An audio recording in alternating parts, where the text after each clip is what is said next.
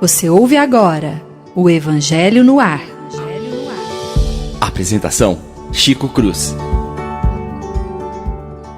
Muito bom dia, prezados e queridos amigos e irmãos, rádio ouvintes da nossa rádio Idefran. Nesta manhã, vamos levar até você mais um programa Evangelho no Ar. Vamos iniciar o estudo da introdução do Evangelho segundo o Espiritismo com o seu item de número 1, intitulado Objetivo desta obra. E ao fazê-lo, vamos dividi-lo em duas partes didáticas para melhor entendermos seus enunciados.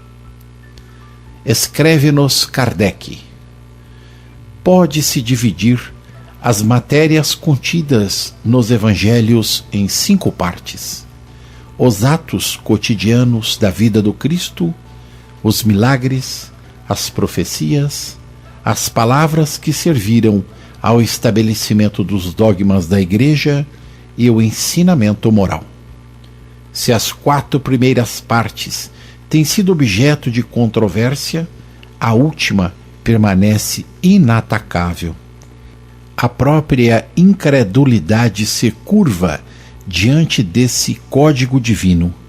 É o terreno onde todos os cultos podem se encontrar, a bandeira sobre a qual todos podem se abrigar, quaisquer que sejam suas crenças, pois nunca foi a causa das disputas religiosas, sempre e em toda parte levantadas por questões de dogma.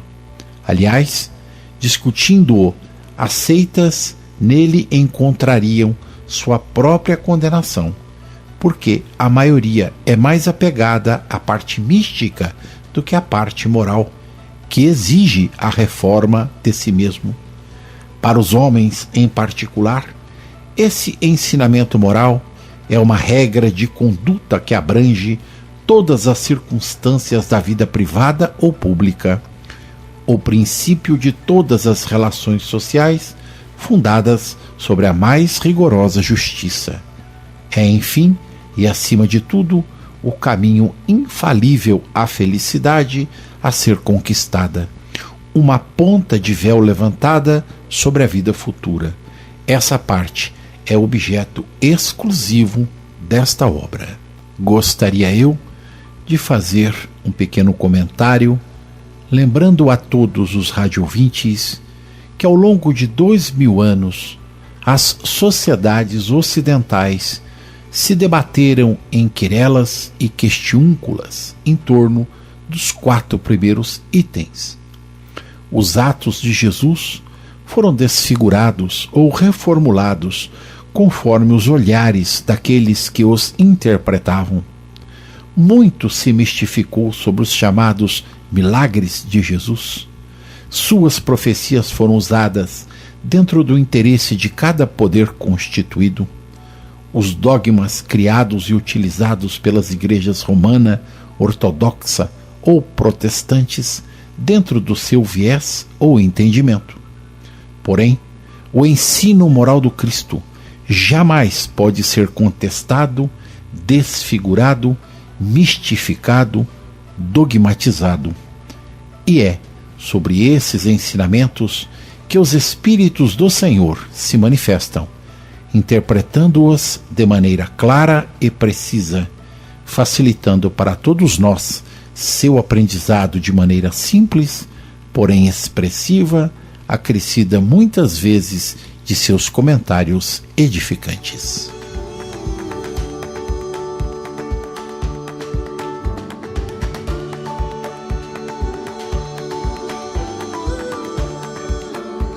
Todos admiram a moral evangélica, todos proclamam-lhe a sublimidade e a necessidade, mas muitos o fazem por confiança no que ouviram dizer ou pela fé em certas máximas tornadas proverbiais.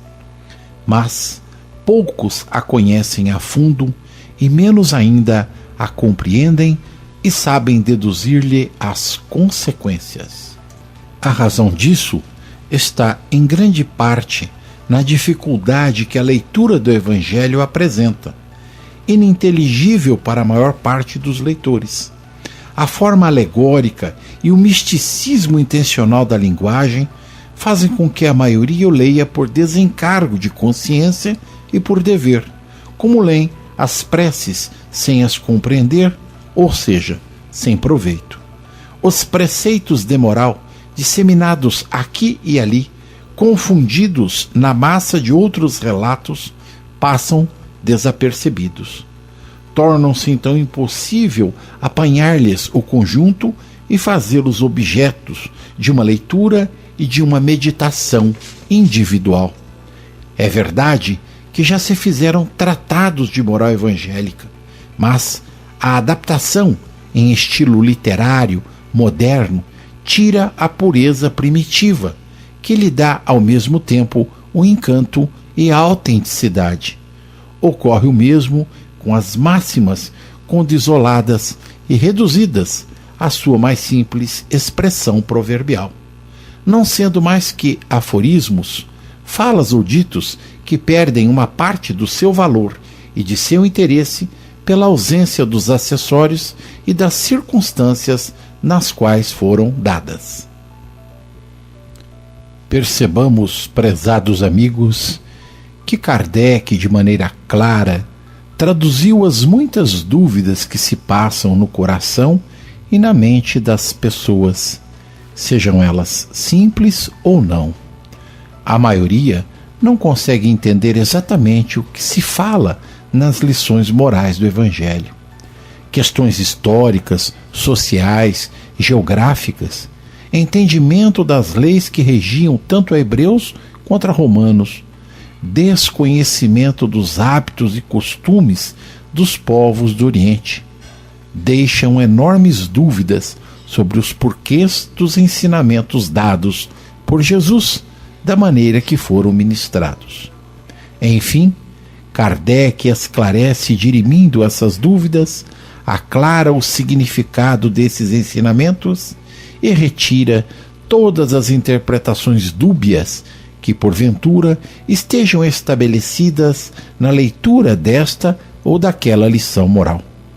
Cai por terra o véu que cobriu os olhos de qualquer um que deseje entender de maneira objetiva e racional o Evangelho e as lições morais do Cristo. Nas conclusões do Livro dos Espíritos, Santo Agostinho, um dos espíritos mais presentes com seus ensinamentos na doutrina, no item de número 8, nos diz: os espíritos perguntam algumas pessoas: nos ensinam uma nova moral? Qualquer coisa de superior ao que o Cristo ensinou? Se essa moral não é outra senão a do Evangelho, que vem fazer o Espiritismo? Esse raciocínio se parece singularmente àquele do califa Omar, falando da biblioteca de Alexandria. Se ela não contém, dizia ele, mais do que aquilo que existe no Alcorão, é inútil e, portanto, deve ser queimada. Se encerra outra coisa, é má, e tanto mais deve ser queimada. Não. O Espiritismo não encerra uma moral diferente daquela de Jesus. Mas perguntaremos, por nossa vez, se antes de Cristo os homens não dispunham da lei de Deus revelada a Moisés? Sua doutrina não se encontra no Decálogo? E por isso se dirá que a moral de Jesus foi inútil? Perguntaremos ainda aos que negam a utilidade da moral espírita, porque a do Cristo é tão pouco praticada e porque até mesmo aqueles que proclamam a sua sublimidade são os primeiros a violar a primeira de suas leis, a caridade universal. Os Espíritos vêm não somente confirmá-las, mas também mostrar-nos a sua utilidade prática. Eles tornam inteligíveis e patentes as verdades que só haviam sido ensinadas sobre a forma alegórica, e ao lado da moral, vem definir-nos os mais abstratos problemas da psicologia. Jesus veio mostrar aos homens a rota do verdadeiro bem. Enfim, meus amigos, enquanto o pensamento dos homens se mantém tacanho e mesquinho, acreditando que são os donos absolutos da verdade, o tempo, a ciência, os próprios homens vêm desafiar seus credos e dogmas, trazendo a nós outros a face oculta da verdade que eles não desejam ver, ouvir ou entender. Caem por terra a inutilidade de suas meias-verdades e as sociedades como um todo se desmoronam e se transformam. Importante pensarmos que os exemplos que temos ao longo de nossa história é que muitas verdades absolutas se desintegraram e foram substituídas por tantas outras que passaram a ocupar seus lugares. Umas permanecem ainda nos dias de hoje, outras tantas também já foram trocadas por verdades mais modernas que as suplantaram por conta de novos paradigmas. E aí então a humanidade se dá conta uma vez mais de que somente e unicamente a verdade que permanece entre nós é a do Cristo, a do amor. Ama teu próximo como a ti mesmo e a Deus sobre todas as coisas. Tudo mais é passivo de transformação.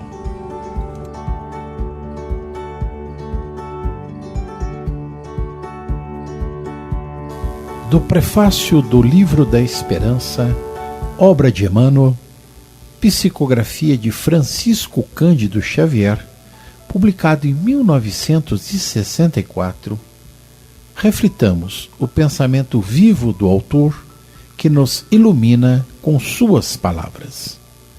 O Evangelho, segundo o Espiritismo, cujas consolações e raciocínios pretende palidamente refletir, não tem outro objetivo senão convidar-nos ao estudo das sempre novas palavras de Cristo.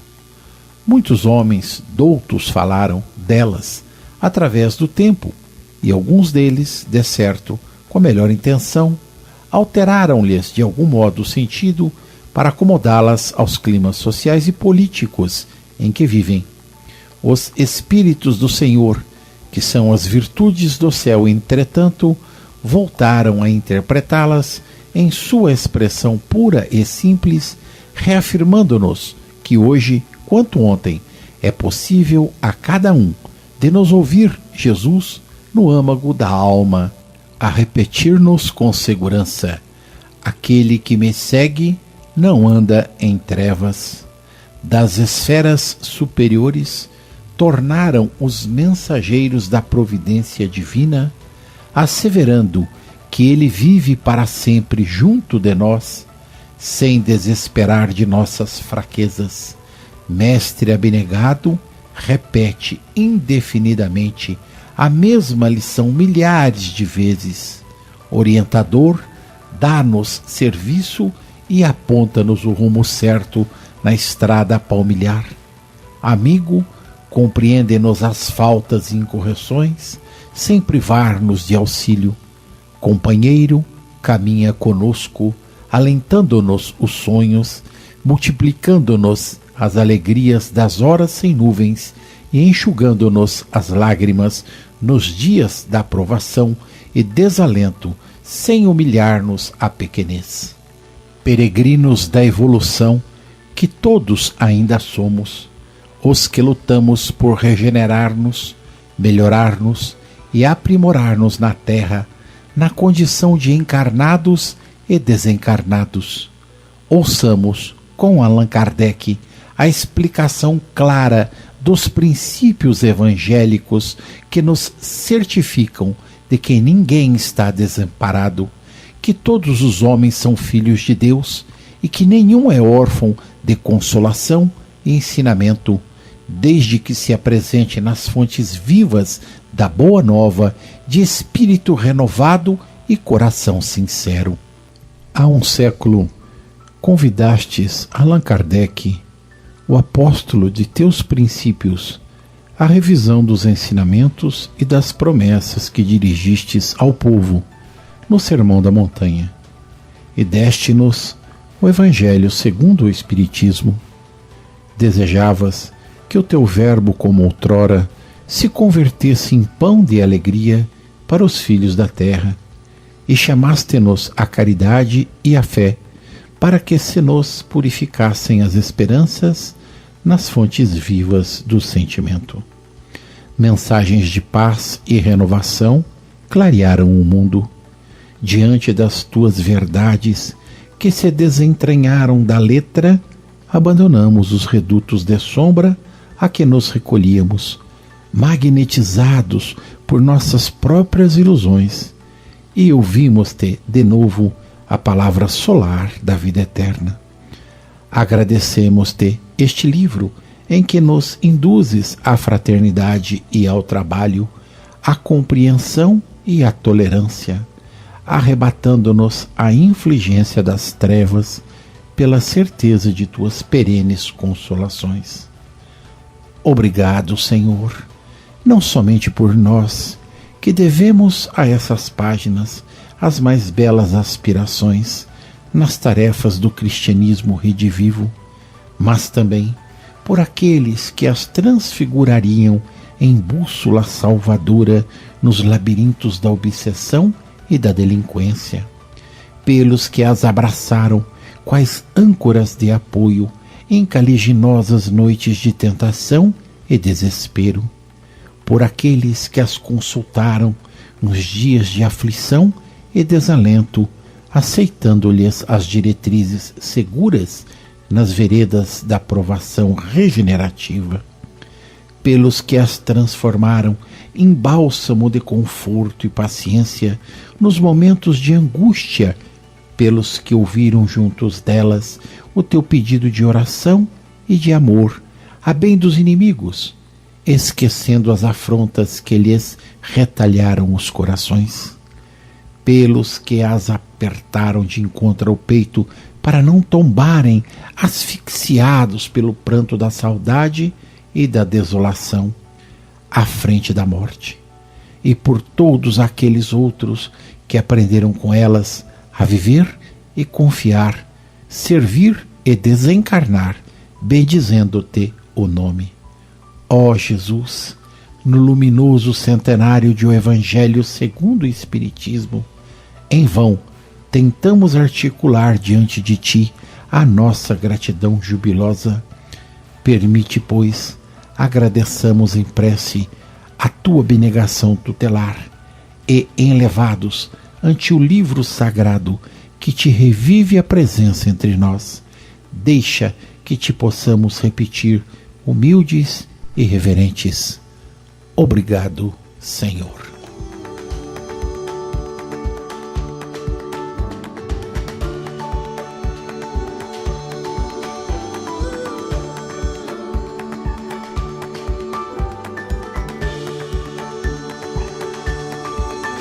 Conforme informamos no início deste programa, dividimos didaticamente o texto do Evangelho segundo o Espiritismo em duas partes. Eis agora sua continuação. Para evitar esses inconvenientes, reunimos nesta obra os artigos que, propriamente falando, podem constituir um código de moral universal, sem distinção de culto. Nas citações, conservamos tudo o que era útil ao desenvolvimento do pensamento, eliminando apenas as coisas estranhas ao assunto. Por outro lado, respeitamos escrupulosamente a tradução original de Sassi, assim como a divisão por versículos, mas, em lugar de nos apegarmos a uma ordem cronológica impossível e sem proveito real em tal assunto, as máximas foram agrupadas e classificadas metodicamente segundo sua natureza, de maneira que se deduzissem umas das outras, à medida do possível. A indicação dos números de ordem dos capítulos permite que se recorra à classificação comum, julgando-se conveniente. Esse é apenas um trabalho material, que isolado teria sido de utilidade secundária. O essencial era colocá-lo ao alcance de todos, pela explicação das passagens obscuras e pelo desenvolvimento de todas as consequências, visando sua aplicação às diferentes situações da vida. É o que tentamos fazer com a ajuda dos bons espíritos que nos assistem. Muitos pontos do Evangelho, da Bíblia e de autores sacros em geral são ininteligíveis, e muitos até parecem irracionais, por faltar a chave para se compreender seu verdadeiro sentido. Essa chave está inteiramente no Espiritismo, como já puderam convencer-se os que o estudaram seriamente, e como o reconhecerão melhor ainda mais tarde. Encontra-se o Espiritismo por toda parte na Antiguidade, em todas as idades da humanidade. Por toda parte encontram-se traços dele nos escritos, nas crenças e nos monumentos. Por isso, se ele abre horizontes novos para o futuro, lança uma luz não menos viva sobre os mistérios do passado. Como complemento de cada preceito, acrescentamos algumas instruções escolhidas entre as que foram ditadas pelos espíritos em diversos países e pelo intermédio de diversos médiuns. Se essas instruções tivessem saído de uma única fonte, poderiam ter sofrido uma influência pessoal ou do meio, ao passo que a diversidade de origens prova que os espíritos dão seus ensinamentos por toda parte, que não há ninguém privilegiado em relação a isso. Essa obra é para o uso de todos. Cada pessoa pode extrair dela os meios de conformar sua conduta à moral do Cristo. Os espíritas nela encontrarão, além disso, as aplicações que dizem respeito especialmente a eles, graças às comunicações estabelecidas daqui em diante de maneira permanente entre os homens e o mundo invisível. A lei evangélica, ensinada a todas as nações pelos próprios espíritos, não será mais letra morta, pois todos a compreenderão e serão incessantemente solicitados a colocá-la em prática pelos conselhos de seus guias espirituais. As instruções dos espíritos são verdadeiramente as vozes do céu que vêm iluminar os homens e convocá-los à prática do Evangelho.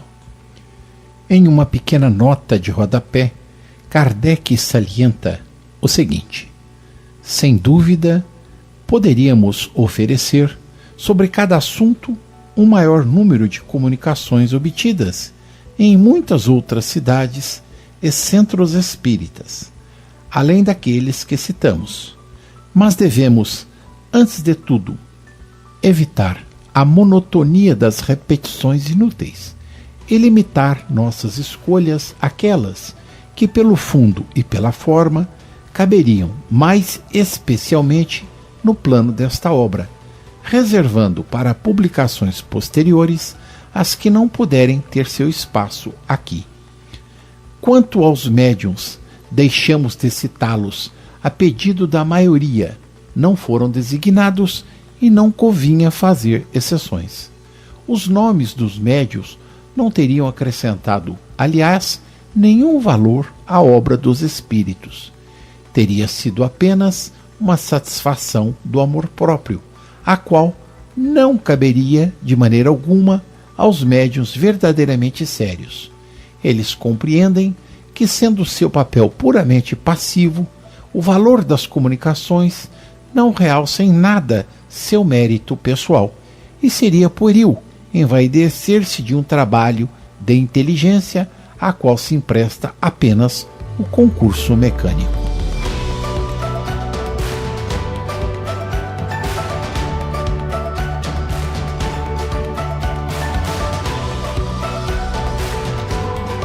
Uma vez mais, vamos buscar a fala esclarecedora de Santo Agostinho nas conclusões do Livro dos Espíritos para elucidar o texto kardeciano. Diz ele: com o Espiritismo, a humanidade deve entrar numa fase nova, a do progresso moral, que lhe é consequência inevitável. Deixai, pois, de vos admirar da rapidez com que se propagam as ideias espíritas. A causa disso está na satisfação que elas proporcionam a todos os que as aprofundam e que nelas vem alguma coisa mais do que um fútil passatempo. Ora, como o homem quer a sua felicidade acima de tudo, não é de admirar que se interesse por uma ideia que o torne feliz. O desenvolvimento dessas ideias apresenta 3 períodos distintos. O primeiro é o da curiosidade provocada pela estranheza dos fenômenos. O segundo é a do raciocínio e da filosofia. O terceiro, o da aplicação e das consequências. O período da curiosidade já passou. A curiosidade não dura mais do que um certo tempo e, uma vez satisfeita, muda de objetivo. Mas o mesmo não acontece com o que se refere ao pensamento sério e ao raciocínio. O segundo período já começou e o terceiro o seguirá inevitavelmente. O Espiritismo progrediu sobretudo depois que foi melhor compreendido na sua essência, depois que lhe perceberam o alcance, porque ele toca nas fibras mais sensíveis do homem, as da sua felicidade, mesmo neste mundo. Nisso está a causa de sua propagação, o segredo da força que o faz triunfar. Ele torna feliz os que o compreendem, enquanto a sua influência não se estende sobre as massas. Mesmo aquele que não tenha testemunhado nenhum fenômeno material de manifestações dirá: além dos fenômenos, há uma filosofia. Esta filosofia me explica o que nenhuma outra havia explicado. Nela encontro, pelo simples raciocínio, uma demonstração racional dos problemas que interessam no mais alto grau ao meu futuro. Ela me proporciona a calma, a segurança, a confiança, me livra do tormento da incerteza e, ao lado disto, a questão dos fatos materiais se torna secundária. Vós todos que o atacais, quereis um meio de o combater com sucesso? Ei-lo aqui. Substituí-o por alguma coisa melhor. Encontrai uma solução mais filosófica para todas as questões que ele resolve. Dai ao homem outra certeza que o torne mais feliz. Mas compreendei bem o alcance dessa palavra certeza, porque o homem não aceita como certo senão o que lhe parece lógico. Não vos contenteis em dizer que isso não é assim, pois é muito fácil negar. Provai, não por uma negação, mas através de fatos, que isso não é, jamais foi e nem pode ser. E se isso não é, dizei sobretudo o que devia ser em seu lugar.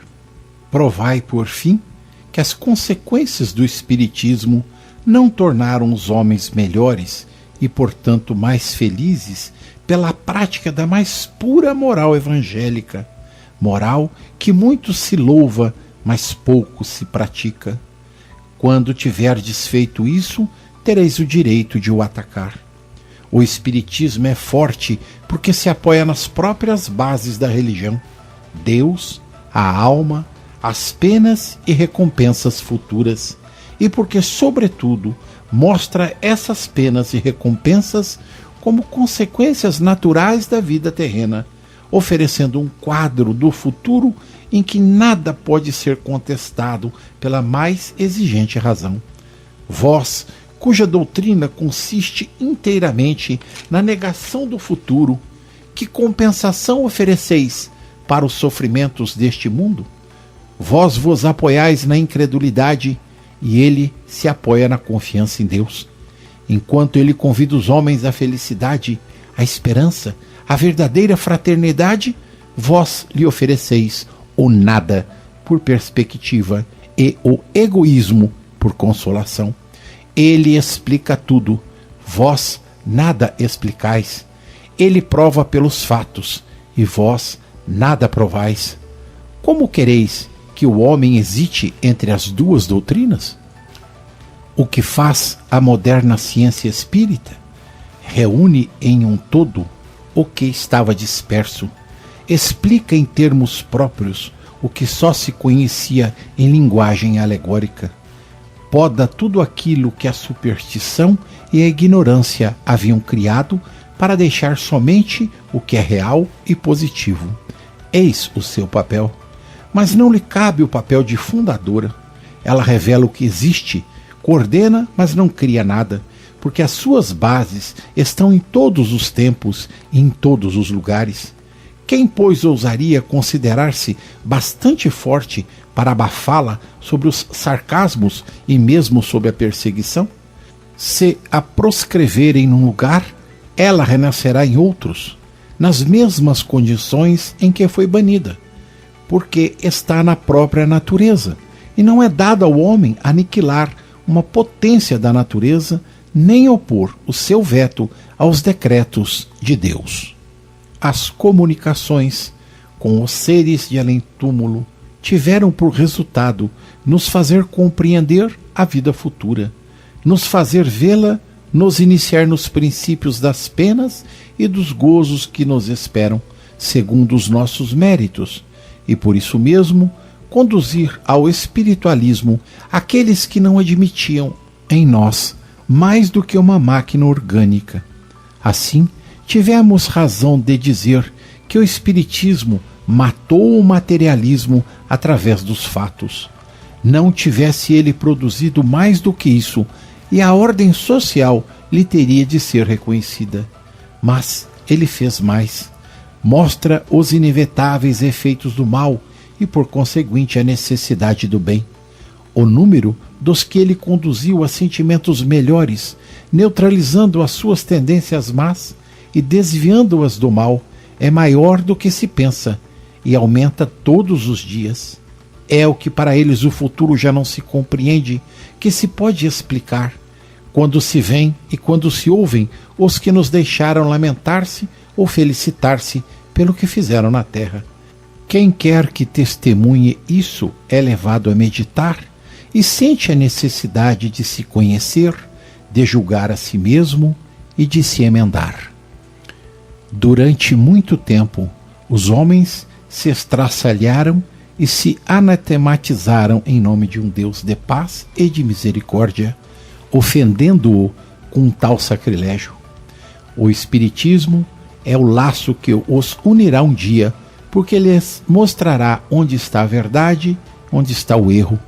Mas ainda por muito tempo haverá escribas e fariseus que o negarão, como negaram o Cristo.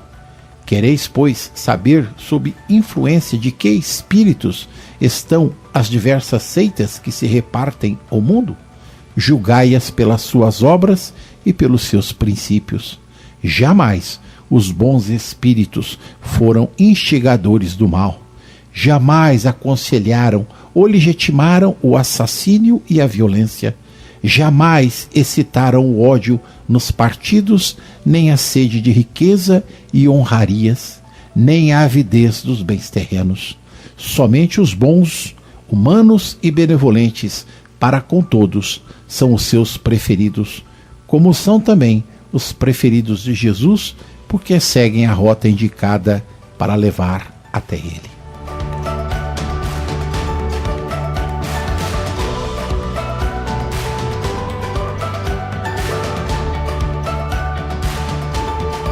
Prezados amigos, após tantas falas que clarificam e esclarecem as nossas consciências, seguindo a orientação de Kardec, que diz: somente quando o fruto amadurece, ele pode estar pronto para ser colhido, nós outros entendemos que a doutrina dos espíritos realmente acontece para aqueles que estão prontos para entendê-la, compreendê-la e assimilá-la.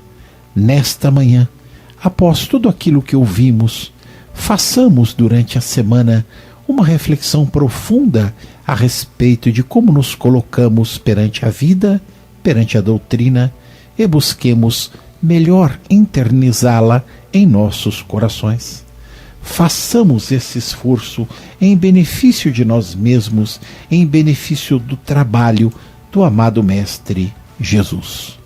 Extremamente agradecidos a Jesus pela oportunidade, extremamente agradecido aos radioouvintes que nos prestam preito da sua atenção. Deixamos aqui o nosso bom dia, desejando uma excelente semana a todos os amigos. Com as bênçãos de Jesus, o nosso abraço, até a próxima semana. A Rádio Idefran apresentou o Evangelho no Ar. O Evangelho no Ar.